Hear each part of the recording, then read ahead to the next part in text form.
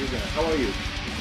Hey Jordan, I'm fine. I'm pretty happy to be here tonight. It's the release day for a new album, Necrobreed, so I'm Yeah, very great happy show to in be perspective. here. Yeah, absolutely. Okay, so thanks for having me today. I really appreciate. So you're in the beginning of the huge European tour, French tour, then European tour. How is it going by now? So far, we only played 2 gigs last week. It was in France, and we have a lot of French dates actually coming, upcoming French dates. And so far, it was just brilliant. We had a very great time. The new tracks from Necrobreed are very welcome by the crowd. Fans? So Okay. I hope it will continue this way tonight. But I'm not very worried about it. Yeah, I'm pretty tonight confident. would be okay. I'm sure about that. Normally it should work. Yeah, some of our listeners may not know that you are from Saint-Etienne. Have you planned something special tonight for the fans? Nothing special. No, nothing special. We worked on a set list that is very effective in my opinion. So Okay. we are very impatient to see how the crowd will react to the new tracks. Last week was amazing, but we really wait for Saint-Etienne, or the town we are from, to be huge tonight and to be totally crazy. So let's see tonight how it works, and I'm pretty sure it will be a very big party. So as you said, today is the official release date of your brand new album Necrobreed. What are your feelings about the records today? So far, I'm 100% satisfied about Necrobreed. Yeah. So for the sound, the efficiency of the tracks, everything. The artwork is amazing. Gary did a great job with Necrobreed, and the reaction so far are very positive, and everyone seems to be very impressed by the quality of Necrobreed. So I'm waiting for the very first bad review, for example, to say it's total shit. I'm really waiting for that. Would be interesting. Let's see. But so far, everyone seems to be very happy and impressed about Necrobreed. So I hope it will continue this way. But okay, so it's your first concept album, right? Can you tell me more about the story behind Necrobreed?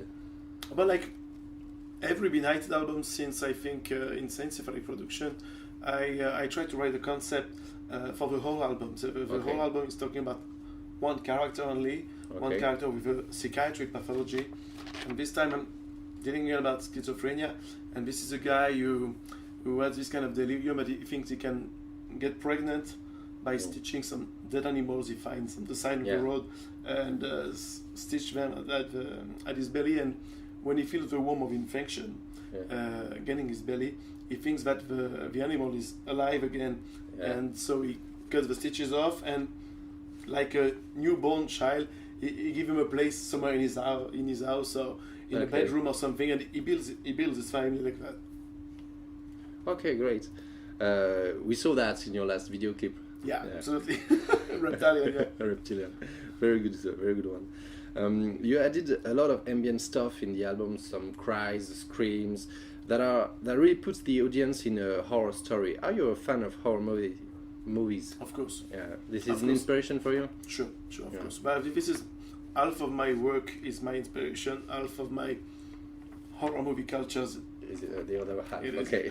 It is, and but for this record, we wanted to have something very emotional. Like when you start to listen to the new album, you have this kind of feeling that you have that you've got when you start watching a horror movie. The only fact about my work is that I wanted that to be very realistic in the pathology, the symptoms, and where it comes from at the start, how he falls sick. Actually, all the screams are really realistic in the album.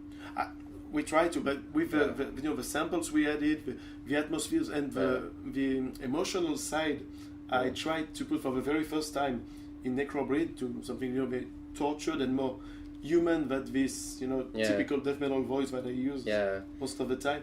I try to put a lot of emotion in my vocals to help this atmosphere of horror movie getting real when you listen to the music. Yeah, we feel that's very real what you're singing. Yeah, it's cool. It's good cries. That was the purpose. A great if impression. If it works, it's perfect. And I was wondering if a Benighted album is necessarily talking about horror stuff. Is it part of the band's DNA?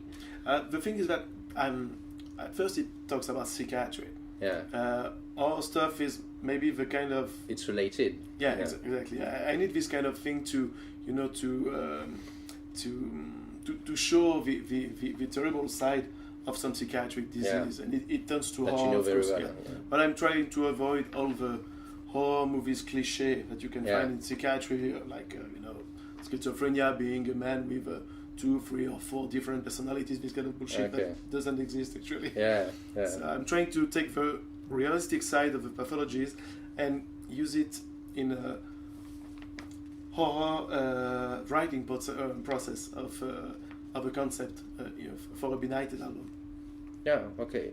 And about your vocals, I was wondering, what are your personal metal influences and the bands who make you play music? Because it's very specific, a Benighted album, Benighted music, it's very specific. Yeah. Well, what made you go into this? Our main influences for Benighted, I think every member will agree with me, but the bands like Napalm Death, Dying Fetus, or Aborted, that are huge influence at the beginning. Yeah. For my vocals, personal influence, I started discovering extreme metal with Cannibal Corpse at the period where Chris Barnes was singing in it. And I tried to develop my own kind of vocals to make it more personal, not look like and that's why I work a lot of the variety of my work, my vocals, trying to make it like schizophrenia, like hallucinations. And the funny thing is that it's not a long time. 1 month ago, a schizophrenic patient of mine told me, Julien, I watched one of the video clip of your band. I said, oh, really? Oh my God, you did that? Say, yeah. And you know this very deep voice that you use. Say, sometimes when I'm very in crisis, that's what I hear. This kind of vocals that you don't understand exactly the pronunciation, but it's very deep and very dark, and it's in the background, and it's very disturbing. It's exactly the kind of vocals you use. And say, is it okay for you that I do this kind of stuff? And you say, yeah, of course, I'm okay now, so I can make the difference. So you're making things real that really exists. I try to. That's crazy. I try to. No, that's very crazy. About the album, the recording of the album, you recorded in Kolkata studio in Deutschland. Seems you've been satisfied of the work. Oh yeah. The last album was recorded there too. So yeah, I think we recorded 5 or 6 albums. The Kolkata. But it's like a second house. Kola is the 6th member of Benighted, so he works exactly like us. He put all his energy in a new Benighted record, gives a lot of ideas, and try to make the sound each time a bit unique for each record. For this one, for example, the sound is very different from Carnivore Sublime or Asylum Cave. We want every album to have its own identity and color of sound. And Color this time had great ideas about, especially the guitar sound, to make it more creepy and more like the horror movie atmosphere we wanted to put inside. That's a whole part of the the show. But how is it? What is his influence in the recording? Is he suggesting parts or? Yeah, sometimes he even says that, guys, in this structure of track, I would put something different, or maybe at this point it gets boring. Maybe you have to do something different. It's like an original member of a band, so we're really listening to him when he's got some ideas, and all his ideas are very welcome, because most of the time when he tells something is right. That's a friend. We know him for, I don't know, 15 years now. It's like he's part of the family. He's a part of the band, so he's got his advice to tell like anyone in the band, and we are listening very carefully when he gives some advice, because I tell you, most of the time when he says something, it's right. It's good. About the last album, Carnivore Sublime, today there's only 2 musicians, you and Olivier, that recorded Carnivore Sublime and Necrobreed. But what? Qu'est-ce que je voulais dire? Ah oui, but obviously the Benighted touch is still alive in the last album. How did you compose the album to keep the Benighted touch? But I think the Benighted essence is still there anyway. We've got this death metal spine.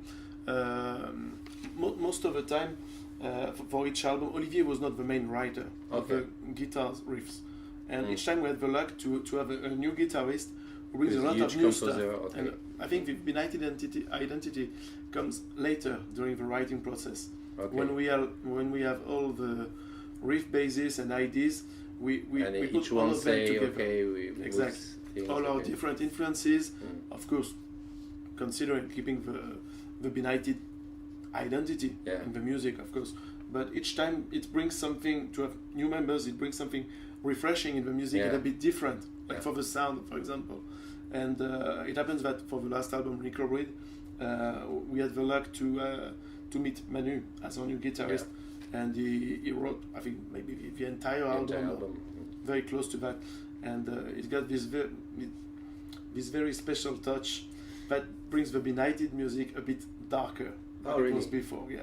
And I really enjoyed it because we didn't experience it on Carnival Sublime, which was more, you know, hardcore, grindcore stuff. About the dark touch, I thought I found Carnival Sublime a bit black metal in some touches. I don't find the black metal touch in Necrobreed. Really? Yeah. Okay. I thought there was some present. arpeggios or something like that who made a color different. Okay, so maybe we're talking about different atmospheres. Yeah, maybe. But lots of riffs in Necrobreed are darker. For me from it's death metal, so it's dark. Yeah, of course. But I found the last album more groovy, but also more brutal. No, you don't brutal, have this feeling. I don't know. I'm not very objective about brutality in our music. I would say it's more intense. When I play we play the song on stage, I feel the intensity a bit higher than it was in Carnival Sublime, for example. But I don't know if it's more brutal or not. I couldn't say that. And that's not the purpose. We don't want to, you know, each time put the level higher in brutality. We just want it to be effective and very personal each time. Yeah, okay. One of the biggest changes in the past 2 years is the arrival of Romain Goudon, who played in 17Fev2017 or Necrophagist, for example, as your drummer. It was hard to replace Kevin Foley, but it seems like you find the perfect person, right? Yeah, actually, and I think Romain is in a huge part responsible for the intensity of the album, because you have to find a drummer who can play that fast and that precise. So the thing is that Romain is a very technical drummer. He adds a lot of, you know, very small stuff everywhere to put the music, you know, at a higher level. And each time we had to write a new song with him, he says, okay, tell me what you want, and I will add my personal stuff after. And each time, but he brought us some stuff back, and we said, oh my God, it sounds like hell, No, we are very proud to have Romain at the drums. When Kevin left the band, we were a bit worried about finding a replacement who could, of course, bring something Benighted that, you know, that's not lower than what we already had. And when we had the first rehearsal with Romain, we were like, oh my God, that's good. It's so fast, it's so good. So everything went very easily. Okay, that's good. And talking about past members, very recently you announced that your friend Olivier Gabriel is leaving the band. Except you, he was the last other former member of Benighted. What are your thoughts about his departure? Your feelings right now? I think I saw it a bit coming. I saw it a bit coming because Olivier, because of his work, for example, as a teacher, it was very hard for him to tour that much. But like Benighted has to tour. I was not expecting it at this time. I was very surprised when he announced it to us, and I was like, but "Oh when my you God!" think after, you say, "I don't know." I was when he told me that, I was like, "Wow!" Like, you know, the ground, you know, breaking under your feet, and you're like, "Oh shit! No, what I'm going to do?" Because I was always thinking that if Olivier left the band, Benighted will stop, because without my best friend, what was the meaning? The purpose? What was the meaning of Benighted left? And when he announced us, I think it was in November or December. And so we wanted to prepare everything because announcing us officially. And I was like, okay, so we have Necrobreed, we have this huge album that I love. You have everything, so you can go back. I was like, I want to tour for Necrobreed. So if he announced us something like that at the end of a tour, for example, without a new album, before the recording, maybe my decision would have been something else. But I was like, no, Benighted cannot die this way. It's not possible. I want, Benighted to continue. Maybe Olivier didn't want it to end. No, that was absolutely not his purpose. He was just very tired of touring and told us, I don't take as much pleasure as I used to. Yeah. So I prefer stopping now at acting on stage and pretend that, that's so cool to be here, but I would prefer to be on my couch with my family at home. So it was a very honest decision and very respectful for the band and for the fans as well. So I really thank him for that, because Mauli, it's my best friend and I love him like a brother. So I wouldn't have expected something different from him. Yeah. Trust me, Benighted fans are glad you didn't stop. What are your plans for the future? But so far we have a lot of touring now. We have a lot of dates that are coming up, and we will work soon, I think maybe during the summer, on a new video clip. A new music video. Will it be the next step after the last clip? Maybe the end of the story or another part of the story? Let's see. I think maybe a part of the story, because the thing is that this concept album was written like a movie, exactly like a movie. So I think we could do a video clip for each song and put it together at the end like a movie. So I think it will be another episode of the movie explained in Necrobrain. And this isn't part of your plan to make each song a video clip? It's a lot of bands did that. It's expensive, but it's also a lot of work. It's also a lot of work. I saw Metallica or Cataclysm that made each time a video clip, because people now are more consumers on YouTube. So it's maybe a good idea, What are your thoughts?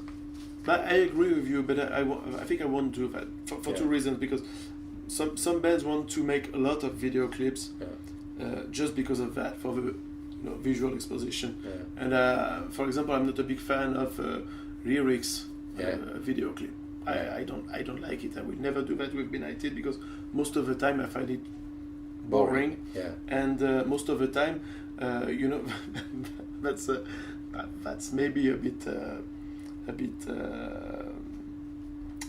harsh to say, but most of the time you discover that the lyrics of a band are fucking stupid.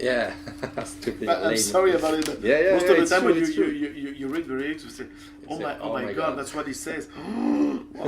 Most of the time that's the case, and I will never do that for Benighted. Even if I take a good care of every lyric in Benighted, it takes a lot of time for me. But I prefer making 2 or 3 video clips for an album, but quality video clips. Not offering quantity, but focus on the quality of each video clip. Even if it takes 6 months to make one, I prefer video clips. Say, oh my god, this is killer, and I want to watch it 10 times. But I make 10 video clips that every people will watch one time, and after that say, I won't even watch the second one, because even the first one was boring. So I guess the second one is the same shit. I understand. About your European tour with Warmed, this is the first time you're headlining a tour. What are your thoughts about that? It's a huge increase. You're going level up. It's a huge challenge, actually. But I'm very glad about it, because I think we toured so much in Europe that now this is time for us to headline for European tour. We made tours with Morbid Angel, Aborted, the Black Dahlia Murder last year. And I think now it's time, considering the reaction everywhere in the European country, to tour as a headliner. So I'm very happy of the lineup, because Warmed and Unfathomable Nations are both bands. Huge bands. I'm very, very fan of both of these bands.